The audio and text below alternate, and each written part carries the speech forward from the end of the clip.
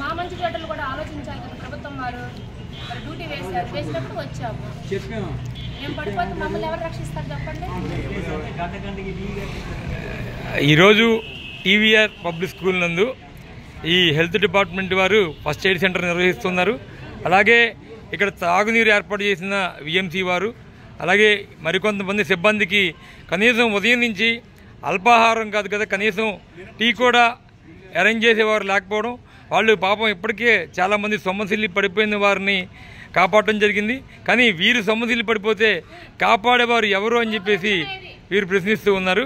ఎప్పటికైనా అటు అధికారులు, ఇటు విఎంసీ సిబ్బంది, కలెక్టర్ వారు జోక్యం చేసుకుని వీరికి చక్కటి వసతులు ఏర్పాటు చేసి ఇంకా 10 మందికి సేవ చేసే అవకాశం కల్పించాలని చెప్పేసి ఇక్కడ విజయవాడ నగరపాలక సంస్థ త్రాగునీరు వారు, అలాగే ఫస్ట్ ఎయిడ్ సెంటర్ వారు కోరుకుంటున్నారు.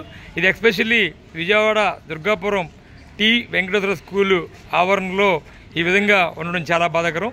ఎప్పటికైనా వెంటనే అధికారులు చర్య తీసుకుని వాళ్ళకి తగిన సౌకర్యాలు కల్పించవలసిందిగా సూర్య టీవీ సవినంగా కోరుకుంటూ ఉంది.